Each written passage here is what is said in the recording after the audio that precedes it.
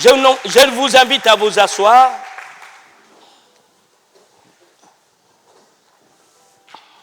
Je vais aller doucement comme je parle. Je verrai me faire entendre. Ce matin, par la grâce de Dieu, j'ai eu à cœur à partager avec vous le thème que Dieu m'a mis à cœur depuis mon retour de Dublin sur l'amour divin. Et aujourd'hui, j'aimerais mettre l'accent sur le pouvoir que la Bible attribue à l'amour de Dieu. Il y a un pouvoir dans l'amour que les chrétiens de notre temps ou les chrétiens d'aujourd'hui ne connaissent pas. C'est pourquoi ils ne désirent pas à manifester l'amour de Dieu. Mais j'aimerais nous dire que l'amour a un pouvoir. Et l'amour est un pouvoir. Pour cela, je veux nous inviter à aller dans le livre de Jean, au chapitre 13. Et le dimanche prochain, nous allons parler sur l'autorité de l'amour. Et le vendredi, nous allons parler sur comment recevoir l'amour divin. Alléluia. Et quels sont ses bénéfices. Pour toute personne qui a reçu l'amour de Dieu et qui le conjugue, quels sont les bénéfices de cet amour. Mais aujourd'hui, j'aimerais vous parler sur le pouvoir que la Bible ou les Écritures attribuent à l'amour, dont j'ai donné comme titre pour l'enregistrement, ou ceux qui nous suivent en direct. Je ne sais pas si vous êtes déjà en direct ici. Non? Pas encore?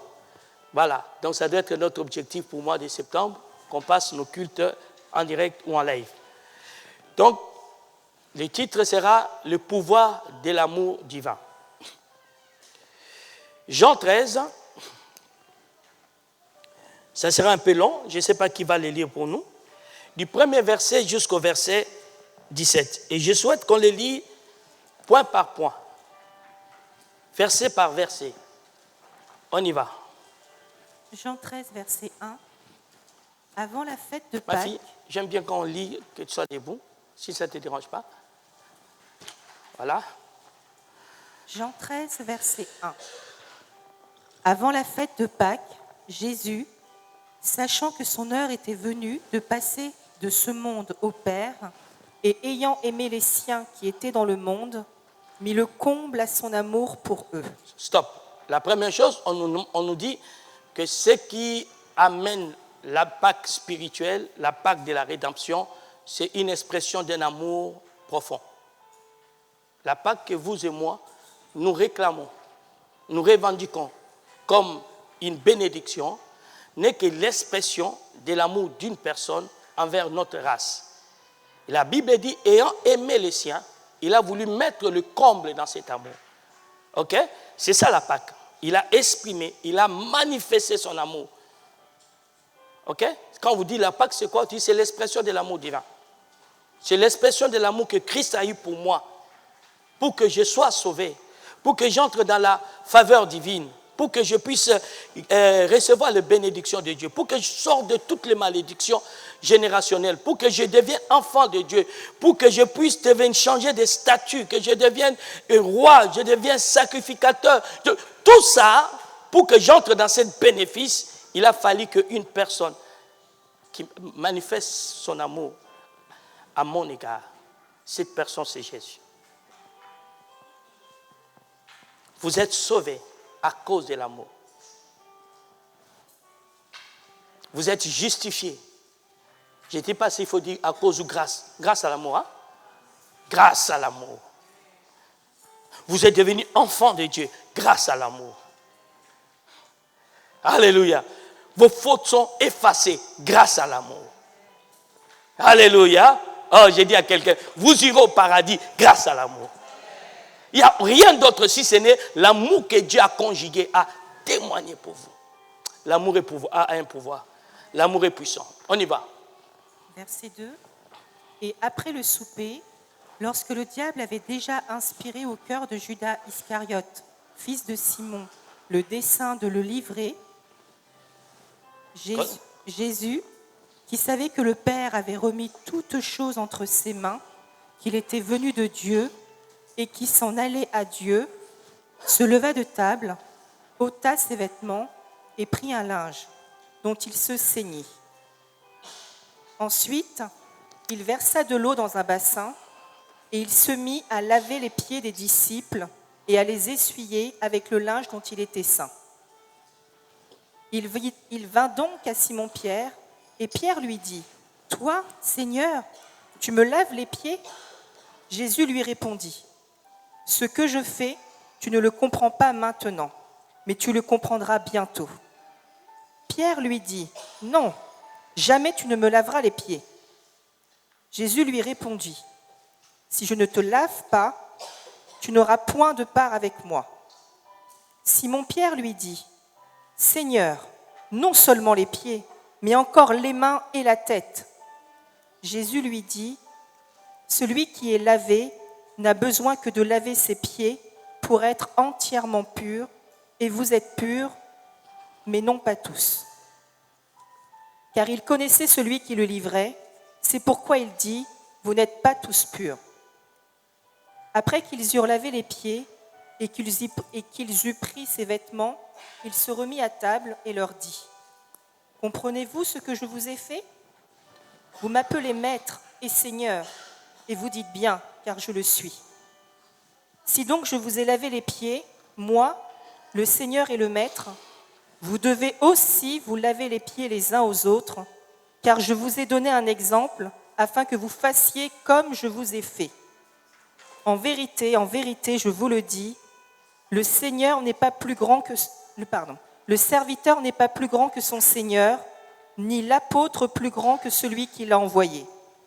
Si vous savez ces choses, vous êtes heureux pourvu que vous les pratiquiez. » Amen. Amen. J'aime bien ce que nous venons de lire. Et nous allons utiliser ce texte illustratif pour établir le pouvoir que la Bible donne à l'amour. J'ai tiré quelques enseignements pendant qu'elle prêchait. Le premier enseignement, le Seigneur nous montre que l'amour protège l'autre, même ton ennemi. L'amour protège. Quiconque pratique l'amour, qui calomnie son prochain n'est plus dans l'amour. La Bible dit, Jésus sait qui va les vendre, mais il ne le dit à personne. Il ne fait pas tout un problème. Je dis bien, qui va le vendre? Jésus sait qui. Parce qu'on dit qu'il met le comble dans son amour. Alors nous allons voir comment cela a été exprimé. Premièrement, Judas est là. Il fait partie des gens à qui Jésus remettra le pain. Il fait partie des gens que Jésus va laver le pied. Il est là. Je ne sais pas si tu as cet amour.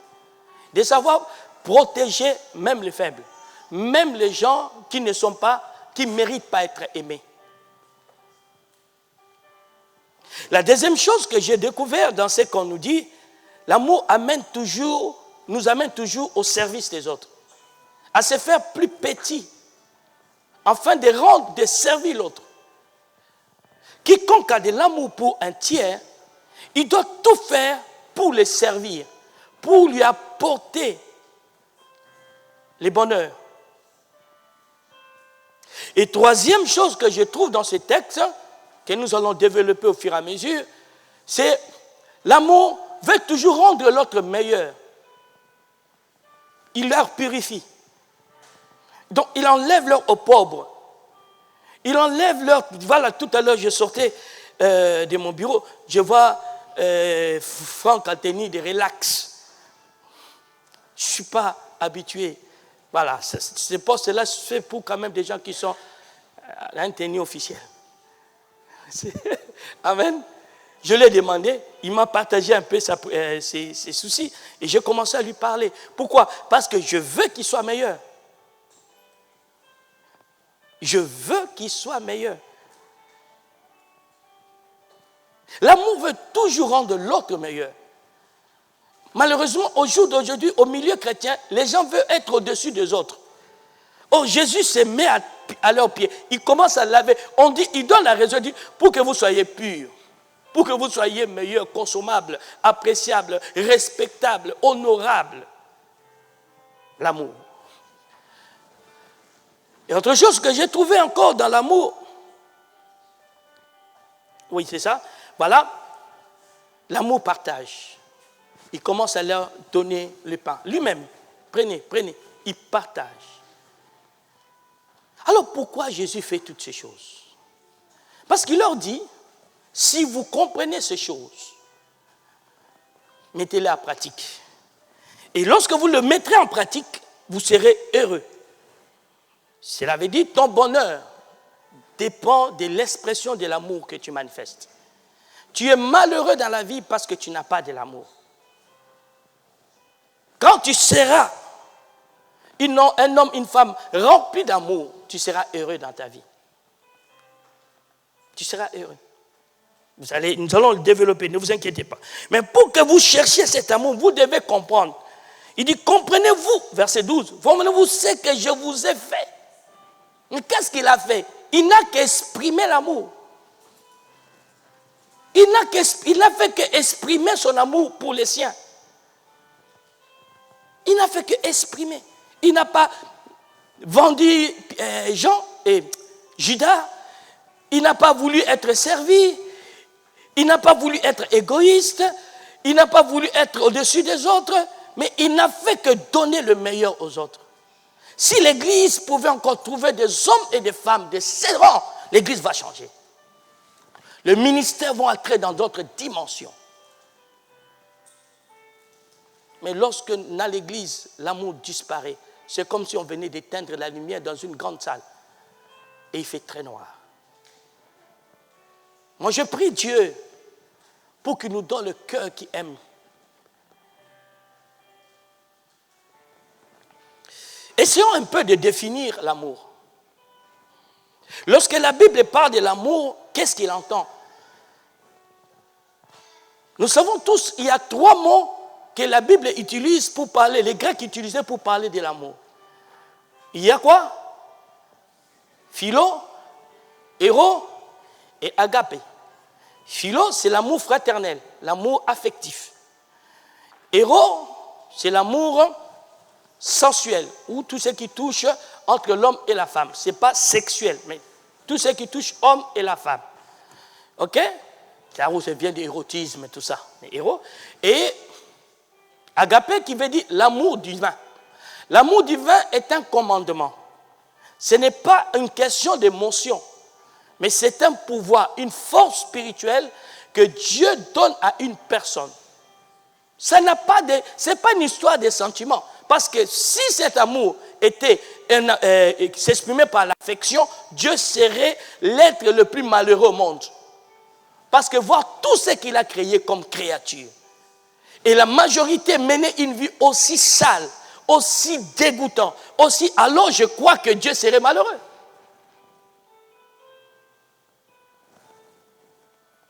Mais Dieu a l'amour qu'on appelle agapé. Alléluia.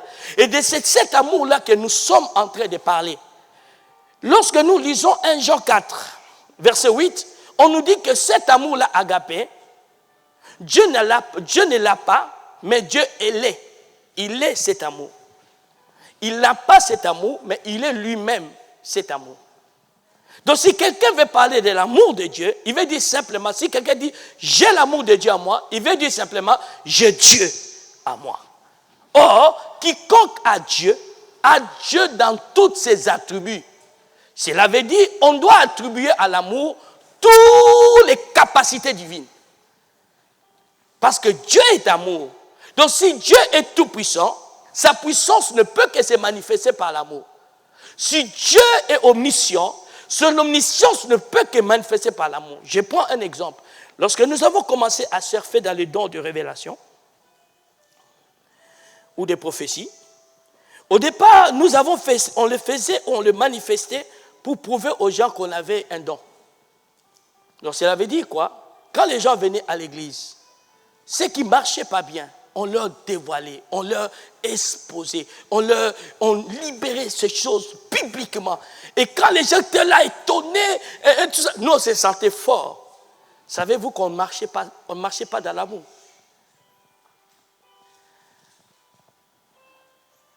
Jusqu'à ce que nous avons compris. Ce n'est pas comme ça l'amour de Dieu et le don de Dieu doit être manifesté.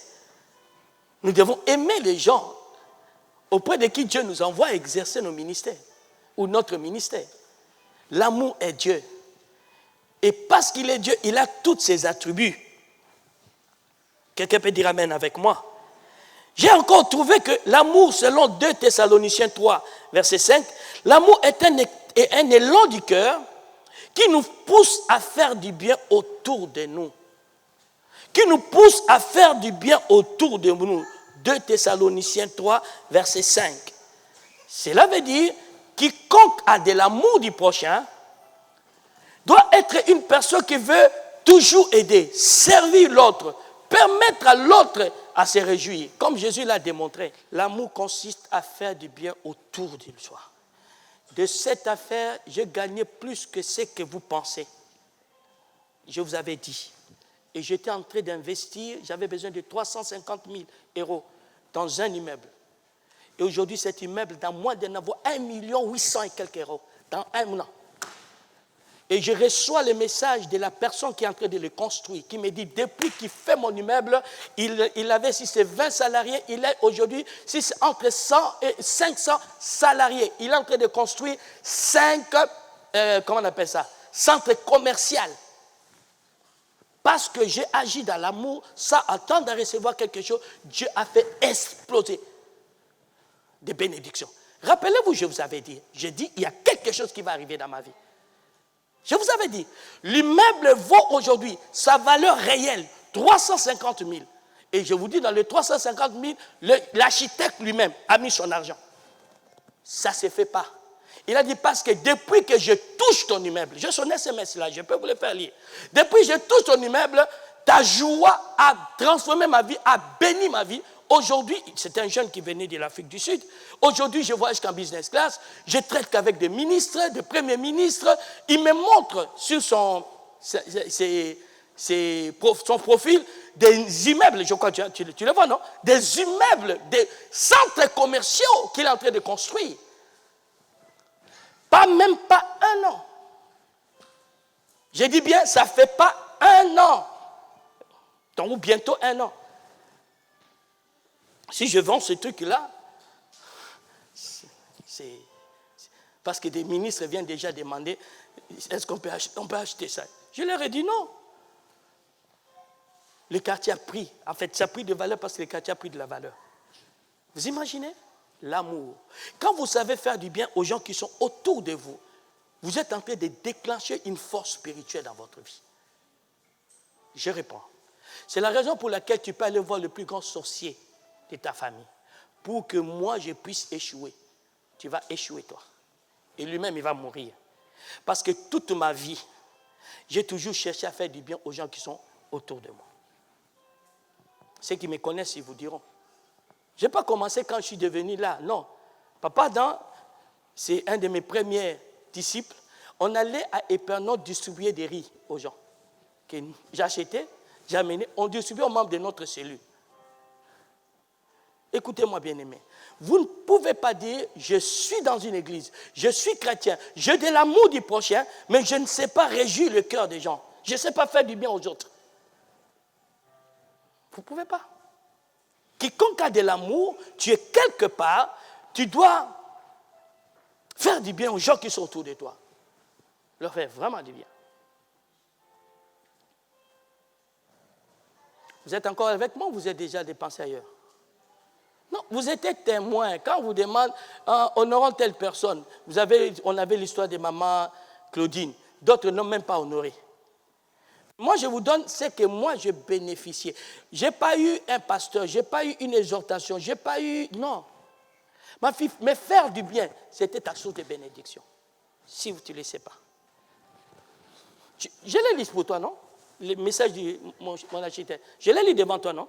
Quand vous faites du bien et quelqu'un dans la joie vous attire des faveurs que vous êtes loin d'imaginer.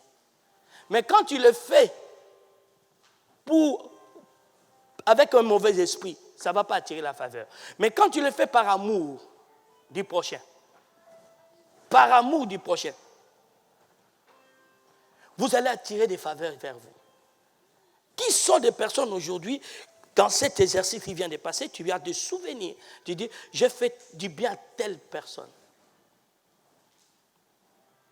Maman Sandrine, quand papa vient, tu dis à Tofla, papa doit manger, je vais faire à manger. Je vous assure, en faisant du bien au tiers, vous manifestez l'amour. Et cet amour, vous allez bénéficier de ça. Ne soyez pas de ceux qui ne font que consommer, qui veulent qu'on leur donne.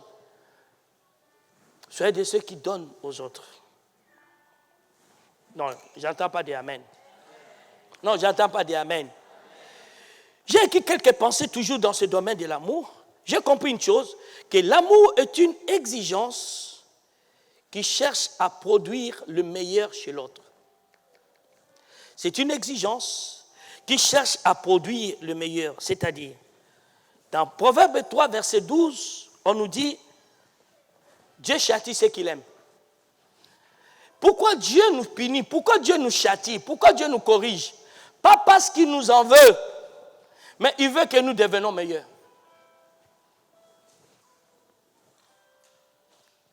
Je sais montrer à mes enfants ce que vous faites, je ne suis pas d'accord avec vous.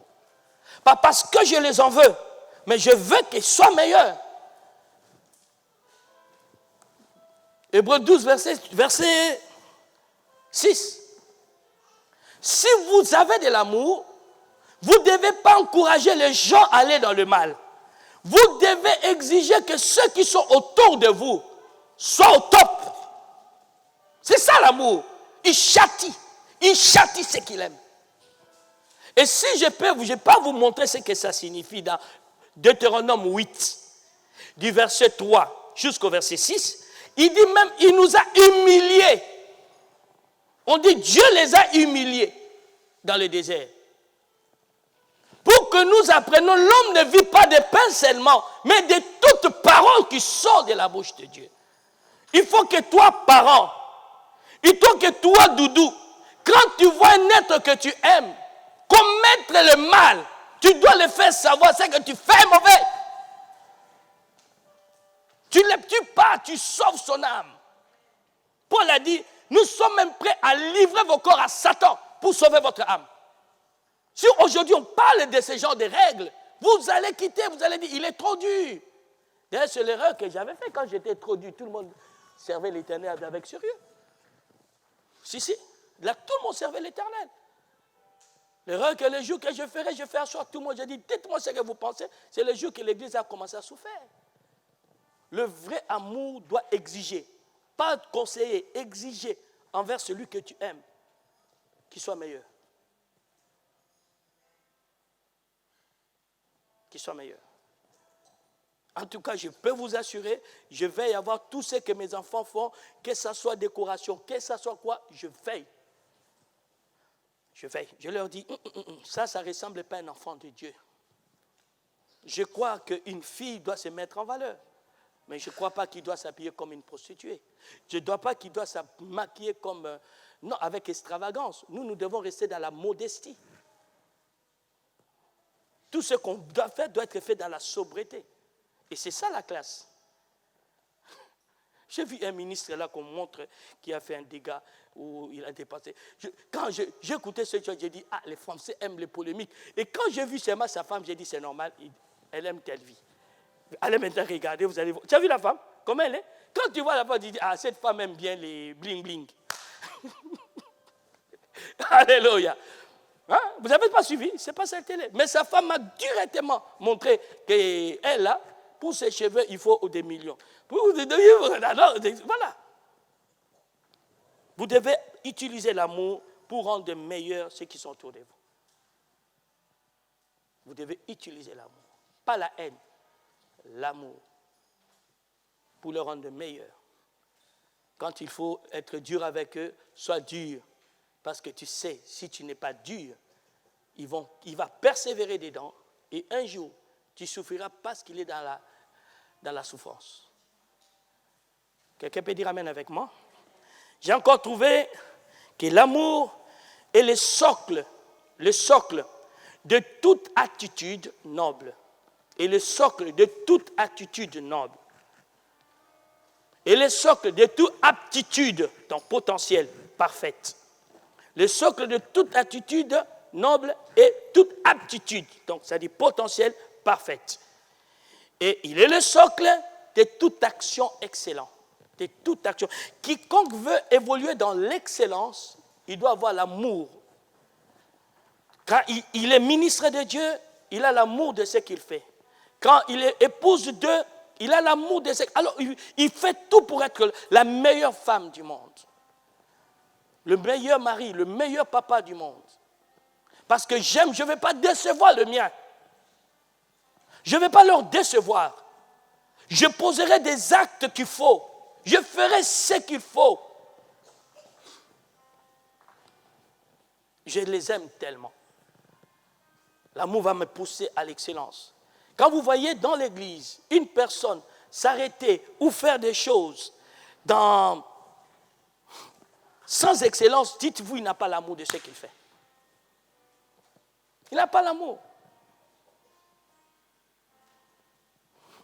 Car celui qui a l'amour dans un domaine, il veut la perfection dans ce domaine.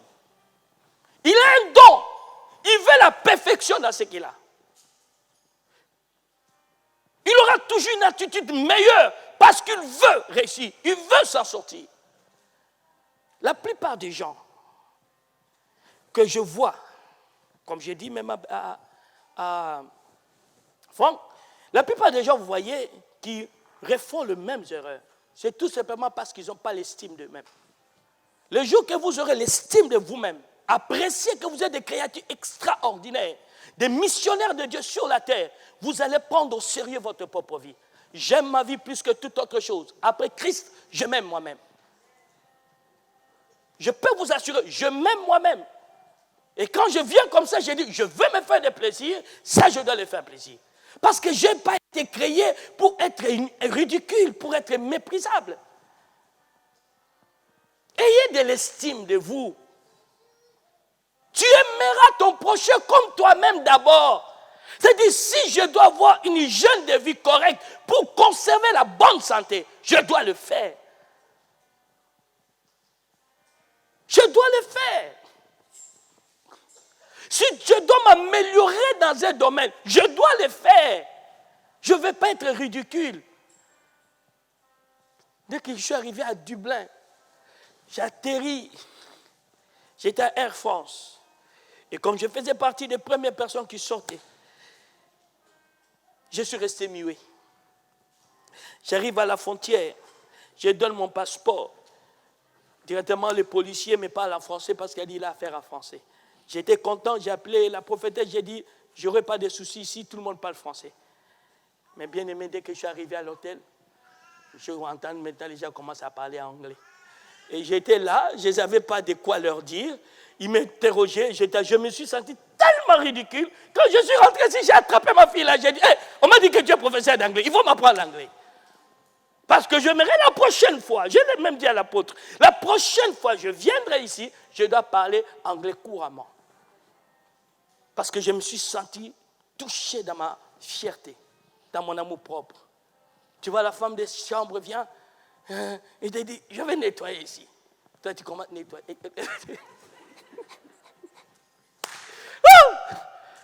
Et que je dois sortir, mais je voulais qu'on nettoie pour mettre... Je ne sais pas qui j'ai envoyé des photos. J'ai photographié, tac, tac, tac. Interprétez-moi, qu'est-ce que cela veut dire? Et pour manger le petit déjeuner, j'avais quelques mots coffee. Ne rigolez pas. Aie pitié de moi. Et puis j'arrive, qu'on me dit, maintenant il faut manger, tu veux le sucre? J'ai dit sucre, et puis j'ai dit sugar. Et puis la dame vient dire, non pas sugar, sugar.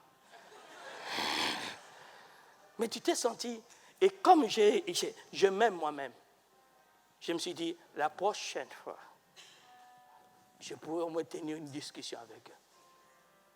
Vous devez avoir de l'estime de vous. Vous devez vous regarder dans le miroir et vous dites, je suis une créature merveilleuse. Je vaux quelque chose.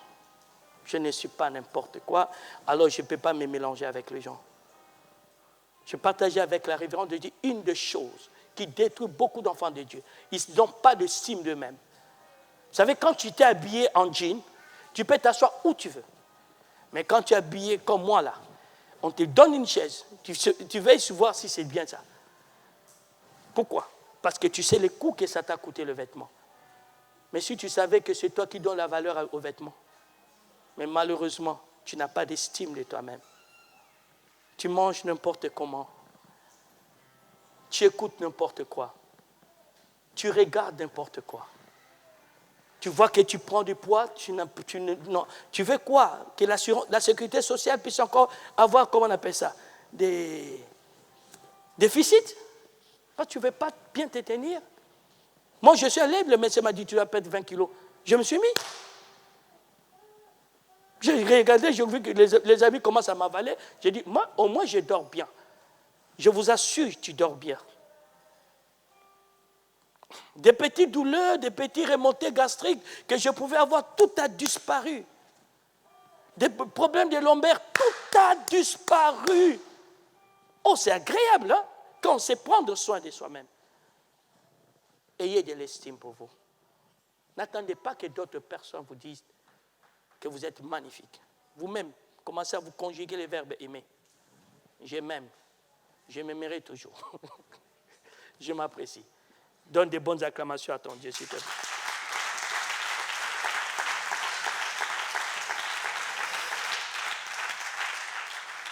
Troisième chose que j'ai vue, je vais donner la référence, non, sur le socle. Non? 1 Corinthiens 13, verset 1 à 2. 1 Corinthiens 13, verset 1 à 2. Deuxième vérité et deuxième chose que j'ai vue, vérité, l'amour est une vertu qui fait de nous ce que nous sommes réellement.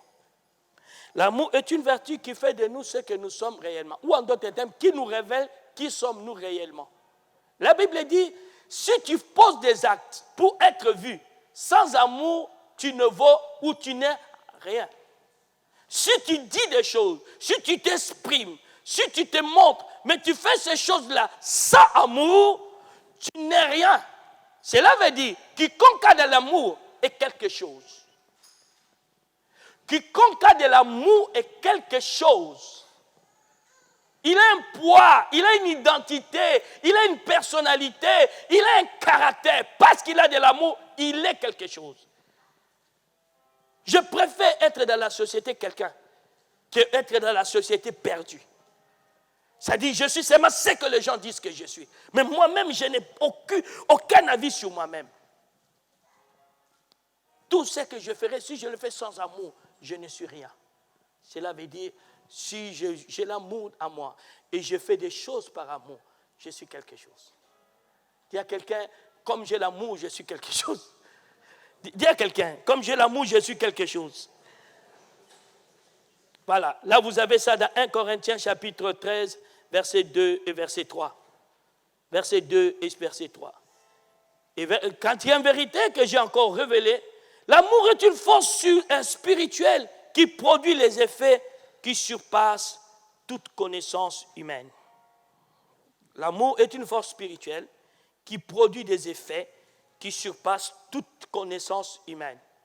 Là, vous avez Éphésiens au chapitre 2, verset 19. L'amour produit des effets. Quand quelqu'un aime, les gens qui sont autour d'eux ne le comprennent pas.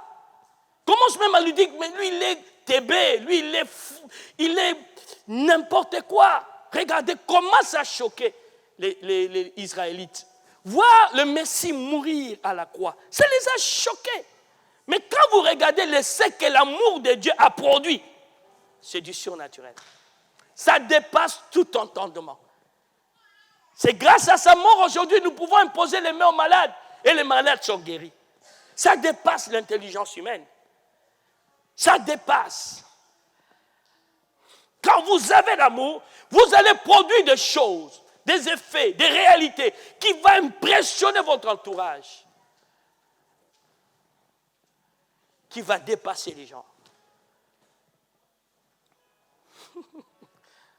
Je sais que vous n'avez jamais compris ces choses comme ça. Mais comprenez-moi une chose. Nous avons beaucoup à manquer lorsque nous ne savons pas de l'amour. Si tu as de l'amour, tout ce qui sortira de toi sera au top. Ce qu'un homme ou une femme passionnée fait, ça le distingue toujours des autres. il ne produit pas les choses ordinaires parce qu'il est passionné dans ce qu'il fait. Il ne produit pas des choses normales.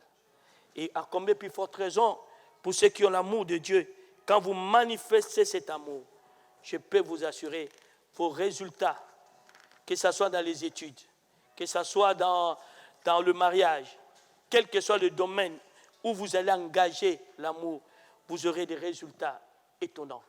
Les gens seront dans l'admiration. Ils chercheront à comprendre comment tu as fait pour atteindre cette dimension.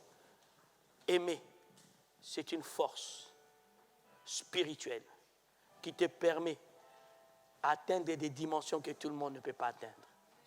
À monter au sommet des Himalayas, ce sont des passionnés qui arrivent.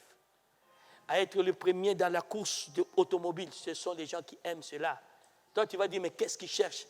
À être le meilleur joueur au monde, ce sont des gens qui aiment ça. Qui aiment ça, Daniel. Parce qu'il aime la chose, il va arriver. Rien ne peut l'empêcher d'atteindre cette dimension parce qu'il est amoureux de ça. Rien ne peut m'empêcher à venir à Chartres. J'aime ce que je fais. Rien ne peut m'empêcher d'aller quelque part pour servir Dieu. Je suis amoureux de ce que je fais. J'aime Jésus. Et je suis prêt à tout donner à Jésus. Y compris mes vacances qui sont en train d'être sacrifiées. Alors, permettez-moi d'établir ou de vous donner le 7 pouvoirs que la Bible donne à l'amour. Et je parle bien de l'amour divin. Le 7 pouvoirs que l'Écriture octroie à l'amour divin. Le premier pouvoir que a l'amour, c'est la capacité de sauver les autres. Quiconque a de l'amour est un sauveur naturel. Ou les termes qu'on peut utiliser facilement, c'est un rédempteur. Si tu veux voir tout ton entourage, toutes tes fréquentations être sauvées, tu dois avoir de l'amour pour chacun d'eux. Tu ne peux pas sauver quelqu'un avec la haine. Tu ne peux pas sauver tes amis avec la haine. Tu ne peux pas sauver tes enfants en les haïssant. Le diable fait tout pour que tu haïsses les gens. Mais toi, fais tout pour aimer les gens. Toute personne que tu veux qu'il soit sauvé, aime-le. Il m'est arrivé, j'avais un oncle, paix à son âme, qui n'est plus de ce monde, était médecin. Il aimait tellement son travail, au point qu'on l'avait attribué le titre d'une personne qui faisait de miracles. Donc quand un malade tombait dans ses mains, on était sûr et certain qu'il va le sauver. Alors il était généraliste, il l'aimait tellement, il a pris des risques au point de faire des opérations que ça demandait un chirurgien spécialisé. Et il réussissait ces opérations. Et on va lui donner un titre, je ne sais pas comment, il va en Belgique 6 mois, après il revient, on lui donne docteur en chirurgie. Mais tout simplement parce qu'il aimait la chose. Vous savez, quand vous aimez quelqu'un, vous n'allez jamais le laisser mourir dans une maladie. Non, vous allez vous disposer pour voir cette personne s'en sortir dans sa situation. Dieu n'a pas sauvé le monde avec sa puissance. Il a la capacité de changer tout en un clin d'œil. Mais Dieu a sauvé le monde par amour. Il a tant aimé qu'il a donné son Fils. Il a livré pour sauver. Voici de quel amour Dieu nous a aimés. Lorsque nous étions pécheurs, Christ est mort. Église de Dieu, aimez les habitants de Chartres. Aimez vos voisins. Aimez vos parents. Soyez des gens qui aiment vraiment. Aimez même des frères et sœurs avec qui vous priez. Aimez-le. Même le plus compliqué, le plus dur, qui ne vous décourage pas. Continuez à les aimer. Continuez à aimer les gens. La vie est faite comme ça. Il y a des bons et il y a des mauvais. Alors toi, aujourd'hui, choisis de faire partie des bons. Tu n'es pas obligé de faire partie des mauvais. Parce que quand tu es mauvais, on ne parlera jamais en bien de toi. Mais quand tu es bon, même ton ennemi parlera un jour de bien de toi. Aimez les gens. Lorsque vous avez cet amour, vous êtes capable de sauver quiconque. Une personne comme, comment il s'appelle? Une personne comme Paul, Saul de Tarse. un méchant, un persécuteur. Mais quand le grand sauveur vient, au lieu de montrer, Paul, je suis capable de te terrasser. Mais il témoigne, il dit, écoutez Jésus, pourquoi me persécutes-tu? Un jour, j'étais tellement rebelle et j'ai fait une désordre dans ma famille. Je n'ai pas présenté mon bac parce que je fais des désordres. Et j'ai organisé une fête d'anniversaire, c'était la première fois, j'avais 18 ans. Mon père est venu avec des militaires pour qu'on m'arrête. Et ma mère s'organise pour que je puisse faire ma fête quelque part. Et puis, un moment, ma mère vient en cachette. Ils n'étaient plus ensemble, hein? Mais mon père voulait seulement me pourrir la vie. Elle vient s'asseoir dans un endroit sombre où elle boit au moins un coca. Et puis, le lendemain matin, je rentre à la maison. Écoutez ma mère. Vicky, pourquoi tu me fais ça? Pourquoi tu me fais souffrir? J'ai entendu ce mot jusqu'au début, je n'ai jamais oublié ça. Celui qui était dur, ceinture noire en karaté, champion du Congo, il s'est fond à larmes parce que l'amour venait de toucher mon cœur. Je faisais souffrir une personne qui m'aimait. Et c'est ce que Jésus a fait pour Paul. Pourquoi me persécutes-tu? Il pouvait utiliser une voix puissante. La Bible dit quand Dieu parle, les montagnes bondissent. La Bible dit quand Dieu parle, c'est comme des tonnerres. Quand il a voulu parler aux Israéliens sur le mont Sinaï, ils ont supplié Moïse, on ne veut plus l'entendre. Mais quand il veut sauver, il n'utilise pas cette voix-là. Il vient comme un faible. Et vous savez comment Paul appelle ça? Vous voulez savoir comment Paul l'a appelé, cette attitude de Dieu? On va les lire. 1 Timothée chapitre 1, verset 16. Est-ce que le message passe?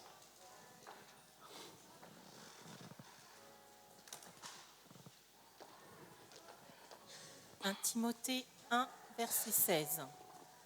Mais j'ai obtenu miséricorde afin que Jésus-Christ fît voir en moi le premier de toute sa longanimité, pour que je servisse d'exemple à ceux qui croiraient en lui pour la vie éternelle. Jésus a manifesté quoi? Comment?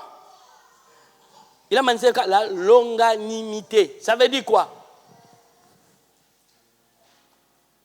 Ça veut dire quoi? Vous le lisez, la longanimité. La longanimité. Ça veut dire quoi? Comment?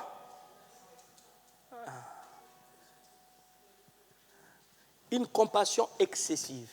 C'est-à-dire une personne qui est capable de détruire, de te faire très mal, mais il choisit délibérément de t'accorder sa miséricorde.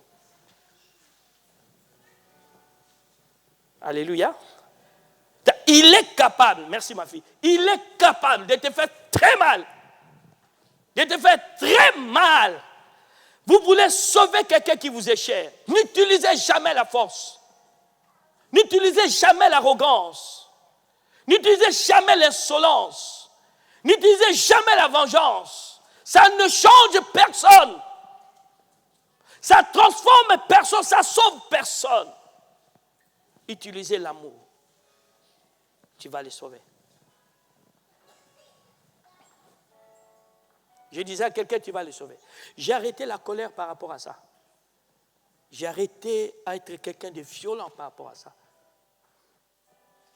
Les jours que j'ai battu la prophétesse et je l'ai mis dehors en plein hiver. Et j'oublie. Je n'ai pas à dormir. Quand tu es en colère, tu dis, je n'ai pas à dormir.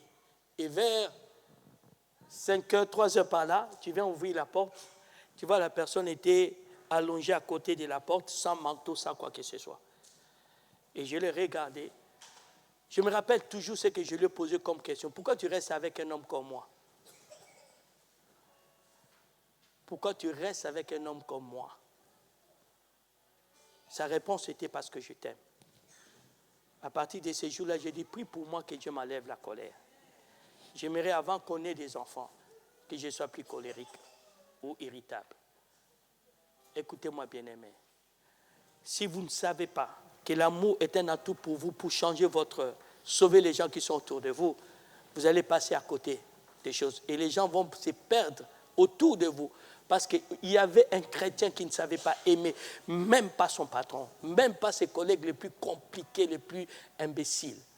Vous devez les aimer. Excusez-moi pour le terme. Deuxième chose, l'amour a le pouvoir de te donner accès à la connaissance spirituelle. L'amour a le pouvoir de te donner l'accès à la connaissance spirituelle. Éphésiens 5, verset 19. Éphésiens 5, verset 19. 2 Thessaloniciens 2. 2 Thessaloniciens 2, verset 9 à 10. 2 Thessaloniciens 2, verset 9 à 10. Notez encore. Jean 15, verset 13 à 15. Jean 15, verset 13 à 15.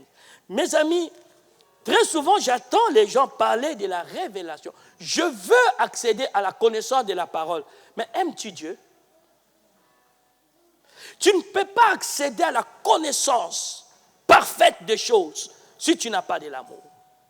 Dans 2 Corinthiens et dans 2 Thessaloniciens 2, versets 9 et 10, on dit, parce qu'ils n'ont pas eu l'amour de la vérité, Dieu leur a donné un esprit d'égarement. Donc, ils commencent à croire au mensonge. À quoi? À faire des mensonges. Pourquoi? Parce qu'ils n'ont pas eu l'amour de connaître la vérité. Vous voulez avoir accès à la connaissance de la parole de Dieu, comme nous autres qu'on a eu. Il faut aimer Dieu et aimer la vérité. La Bible dit, je vous appelle plus des disciples, je vous appelle des amis, parce que je vous ai fait connaître tout ce que je sais. Je vous ai fait connaître la vérité. Je ne vous ai caché rien du tout. Pourquoi? Parce que ces gens l'aimaient. L'amour de Dieu qui surpasse toute connaissance est possible d'accéder à la connaissance parfaite des choses. Lorsque vous avez de l'amour. Vous savez, je vais prendre un exemple de Willy. Quand Willy a commencé son métier, il n'avait pas fait des études de ça. Mais cependant, il aimait. Mais comment aujourd'hui il s'est perfectionné? Il ne s'est pas arrêté seulement à avoir l'amour. Mais c'est cet amour-là qu'il avait, avoir les talents. Mais l'amour qu'il a de ce qu'il fait, le pousse toujours à aller à découvrir qu'est-ce qui se passe, comment on peut s'améliorer. Lorsque vous avez par exemple l'amour des réussites, vous allez vous trouver en train de lire des livres qui vont vous donner accès à la connaissance, comment arriver à la réussite. Lorsque vous aimez quelque chose, vous allez tout faire pour avoir des propriétés intellectuelles pour mieux faire la chose. C'est comme ça que vous allez voir des jeunes qui vont à l'école. Quand ils n'aiment pas l'école, ils ne se donnent pas la peine de lire et d'étudier à la maison. C'est un corvée, c'est difficile d'aller à l'école. Je bénis Dieu pour notre jeunesse. C'est vrai, nous sommes égarés quand nous avons grandi. Mais mes parents vous diront, je faisais qu'entre premier et 3, toute ma vie. Et c'était même devenu comme une compétition. Et je me rappelle, cette histoire ne m'a jamais quitté. Il y avait une fille, je crois, 6e primaire, je ne sais pas si c'est quelle 6e primaire. Comment? C'est aussi 6e, hein? Il y avait une fille qui me battait. Elle faisait toujours premier trimestre première, deuxième trimestre première. Ah, j'ai dit, c'est pas possible. Comment je vais faire? Et ça créait même des tensions. Hein? Je ne sais pas ceux qui ont connu ces gens. Ça créait parce que nous, on faisait la proclamation. Ce n'est pas qu'on te dit, on te donne un résultat, personne ne sait. Non, on commençait toujours les derniers jusqu'au premier. Ou au premier jusqu'au dernier. Je me suis dit non, deuxième semestre, il faut que je puisse battre cette fille. Alléluia. Et je vais vous dire ce qui m'a marqué. J'ai travaillé. À la fin de l'année, je l'ai battue parce que j'ai fait 99,9%. Et mon père a dit non, on l'a fait parce que tu es l'enfant d'un colonel. Mais suivez-moi, qu'est-ce qui va me marquer? De voir cette fille pleurer parce qu'elle n'est pas la première. Je l'ai battue de 3 points. mais elle a pleuré. Est-ce que vous comprenez? Ça m'a toujours marqué. Donc, cela veut dire quoi? Elle voulait tellement la réussite. Elle faisait tout pour être la première. Et vous voyez, des gens aujourd'hui vont à l'université. Ils n'ont même pas l'amour d'une carrière. Si tu lui demandes, quel est ton rêve? Il ne sait même pas quel est son rêve. Mais tu vas à l'université, pourquoi? Oh non, parce que les parents sont là. Non. Non, mes parents, non, j'ai dit à ma fille, tu dois avoir l'envie de réussir. Ne pense pas que ce qui est à ton père est à toi. Je lui ai dit, à partir d'aujourd'hui, tu vas dire, j'habite chez mon père. C'est de mon père. C'est de mon père parce que ce n'est pas toi qui as fait les efforts. Vous devez leur dire, aimez la réussite. Aimez à devenir quelqu'un. Aimez. Et vous allez vous donner tous les moyens pour avoir les propriétés intellectuelles. Vous allez tout faire. Demandez aux joueurs de foot comment ils se travaillent. Parce que c'est leur passion. L'amour te donne accès à la connaissance. Quelqu'un peut dire amen avec moi. Autre pouvoir que la Bible donne à l'amour, l'amour te donne à manifester le surnaturel. L'amour te donne à manifester le surnaturel. Vous avez Ésaïe 45, versets 1 à 6. Ésaïe 45, versets 1 à 6. Psaume 65, verset 6. Psaume 65, verset 6. Et Luc 7, verset 1 à 17. Luc 7, verset 1 à 17. J'ai feuilleté, j'ai vu que la plupart des miracles que Jésus faisait, la Bible dit qu'il ne le faisait pas pour montrer qu'il est puissant. Où il était rempli de compassion, où il était ému de compassion, où il a voulu manifester la bonté. Vous savez, vous voulez voir le don de Dieu se manifester dans votre vie. Aimez le fidèle. Soyez proche des gens. Si vous n'aimez pas les gens, Dieu ne peut pas t'utiliser pour leur bonheur, pour leur bien, pour leur délivrance. Moi, j'ai vu des gens utiliser le don spirituel pour se faire une image, pour se faire un nom. Des fois, je regarde dans les réseaux sociaux, je vois ce qu'on met. Et quand j'entends ce jeu, je dis, mais je ne vois même pas de vrais miracles dans ce qu'ils disent. Je ne vois même pas. Amen. Mais lorsque vous faites des choses parce que vous aimez, vous êtes un chrétien qui aime les autres, vous allez voir, Dieu va commencer à vous donner des révélations sur eux. S'ils sont en danger, Dieu te le révèle. Quand tu vois quelqu'un malade, je me rappelle toujours de Michel Dacier. Michel Dacier, hein? Cette femme qui m'a détesté en Israël sans raison.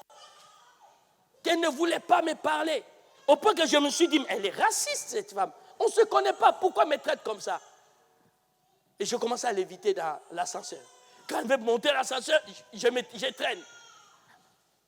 Et quand elle arrive, et je monte et je prends mon ascenseur, je l'évite. Et il y aura un moment où je ne pourrai plus l'inviter. Le matin en question, Dieu me parle. Il dit, tu dois le pardonner. Tu dois l'aimer. Je dis, oui, Seigneur, je le pardonne, je vais l'aimer. Quand Dieu te dit, tu pardonnes, hein, il va créer un contexte pour voir si tu l'as pardonné. Ce jour-là, je sors seulement pour prendre l'ascenseur. Elle était déjà là. On monte ensemble. Alors, je lui ai dit bonjour. Elle me répond à peine. Ça m'a encore énervé. Le Seigneur me dit, je t'ai dit de la pardonner. Et puis, j'ai dit, Seigneur, je la pardonne. J'ai compris.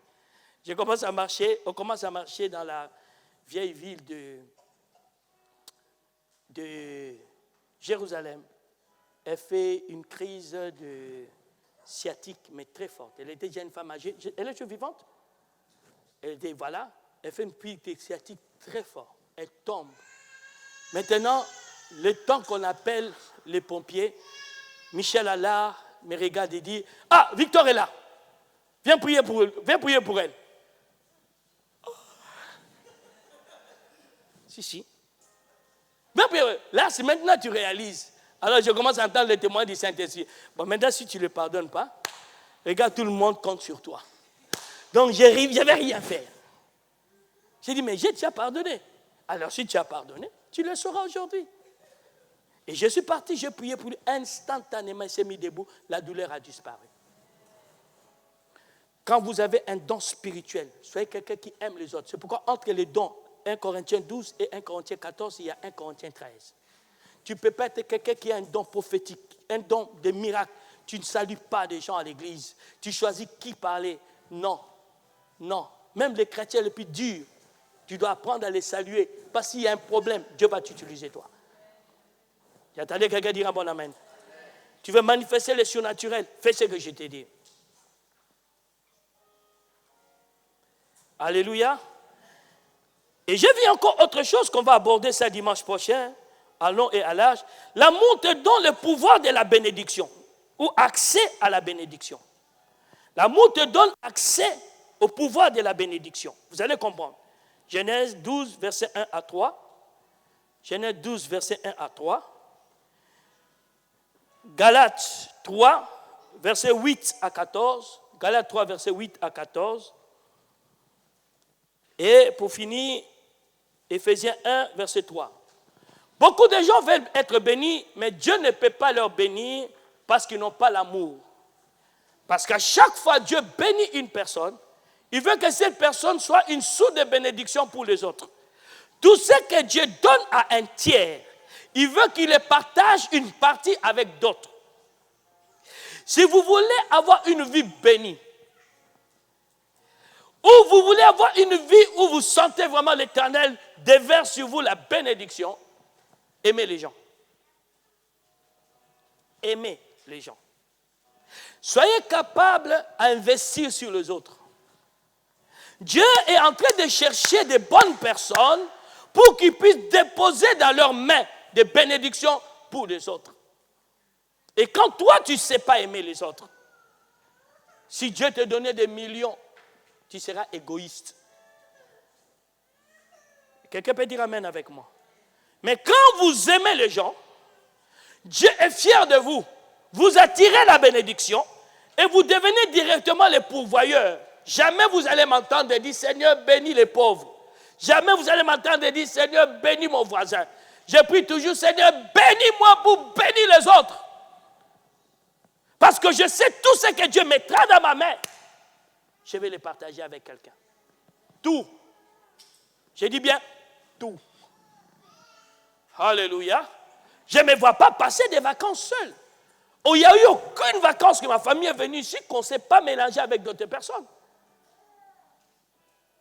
Non.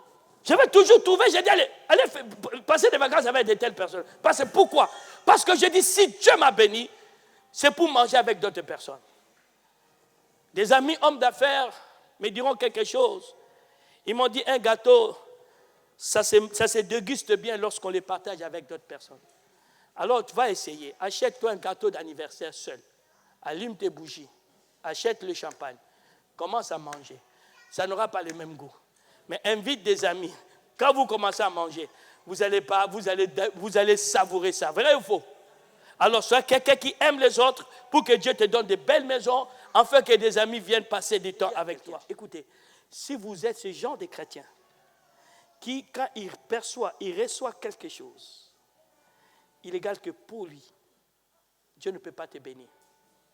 Mais si vous avez de ceux qui, tout ce que tu reçois, tu peux le partager au tiers, à un tel, Dieu va te bénir. Quelqu'un peut dire amen avec moi. Quelqu'un peut dire amen avec moi. On est en train d'aller vers la fin, ne vous inquiétez pas. Autre chose que j'ai découvert, que l'amour a le pouvoir, ou nous donne le pouvoir de dominer et de régner sur toutes les éventualités.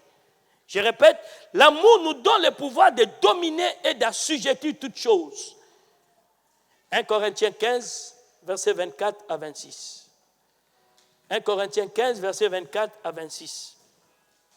Genèse 37, versets 1 à 11. Genèse 37, versets 1 à 11. Et Romains 8, verset 28. Romains 8, verset 28. Verset 37 à 39. Verset 28 et verset 37 à 39. Toute personne qui conjugue l'amour, Dieu va lui donner la supériorité sur toutes les autres personnes. Plus tu as de l'amour, plus tu vas régner. Le règne appartient à ceux qui aiment les autres. Regardez, Joseph était détesté par ses frères, mais lui, il aimait ses frères. À la fin, ses frères se prosternent devant lui. Jésus aimait le monde. Et à la fin, la Bible dit, Dieu lui a donné la domination sur tout. Mon ami, tu veux régner dans ta famille, aimez ta famille. Tu veux régner dans ton travail, aime les gens, tu vas régner sur les gens. Même tes ennemis viendront te donner l'allégeance. Ils vont te dire, règne sur nous, parce que tu es la bonne personne. Alléluia. Et ce que j'aime bien dans le règne de l'amour, la Bible dit, quiconque a ce règne, toute chose va concourir à son bien. Toute chose. Parce que j'aime, toute chose concourra à mon bien. C'est-à-dire, il n'y aura pas une circonstance. Même, bien aimé, un Judas qui le cause, bien aimé, cette circonstance va concourir à mon avantage. Tu seras exclu quelque part parce que Dieu voulait te protéger d'un incident malheureux. Mais les gens t'excluent pour eux, ils sont contents. Mais Dieu a voulu seulement t'épargner. Quelqu'un peut dire amen avec moi. Vous voulez régner dans votre génération sur toutes les réalités de la vie. Apprenez à manifester l'amour. Quelqu'un peut dire amen avec moi. Quelqu'un peut dire amen avec moi. L'amour te donne le pouvoir de transformer toute situation, de transformer toute chose, l'amour. 1 Jean, chapitre 3, verset 1 à 2. 1 Jean, chapitre 3, verset 1 à 2. Proverbe 25, verset 21 à 22. Proverbe 25, transformer. Transformer veut dire quoi? Vous savez, tout autour de nous, nous vivons des fois avec des gens qui sont difficiles à accepter ou à vivre. Nous avons des relations de conjoints, nous avons des relations de parents, nous avons des relations de collègues, nous avons des relations de camarades de classe, mais c'est difficile à vivre avec ces gens-là parce qu'ils sont pauvres dans la relation. Mais si vous voulez transformer ces gens-là, aimez-les. Il faut faire quoi? Il faut les aimer. Si tu veux réchauffer tes relations avec les autres, aime ces gens-là qui ne sont pas aimables. Aime-le. Tu verras, ils finiront par t'aimer. Quelqu'un peut dire amen avec moi. Toute chose peut se transformer par le pouvoir de l'amour. Aimer va transformer ton quotidien. Aimer va transformer ton travail. Aimer va transformer ta vie. Et pour finir, l'amour te donne le pouvoir d'atteindre tes objectifs ou aller au bout de ce que tu as commencé. L'amour te donne le pouvoir d'atteindre tes objectifs ou aller au bout de ce que tu as commencé. Ésaïe 62, verset 1 à 2. Ésaïe 62, verset 1 à 2. Romains 5, verset 3 à 5. Romains 5, verset 3 à 5. Vous savez, quand vous aimez quelqu'un ou vous aimez quelque chose, vous voulez aller toujours à la fin. D'ailleurs, quand un couple, deux personnes se marient, il dit jusqu'à ce que la mort nous sépare. Pourquoi? Parce qu'on estime qu'ils ont de l'amour. Et quand vous aimez quelque chose, vous aurez toujours la force d'aller au bout.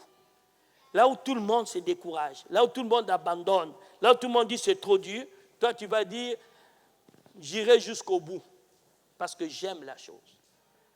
Voilà le pouvoir que l'amour nous donne. Et aujourd'hui, j'aimerais vraiment t'inviter à opter pour l'amour. Parce que tu auras le même pouvoir que Dieu a. Si je peux aller dans cet excès. Jésus a dit, tout pouvoir m'a été donné dans le ciel, sur la terre et sous la terre. Tout pouvoir. Or, Jésus est amour. Et lorsque vous avez Jésus en vous, vous ne pouvez que manifester ce pouvoir.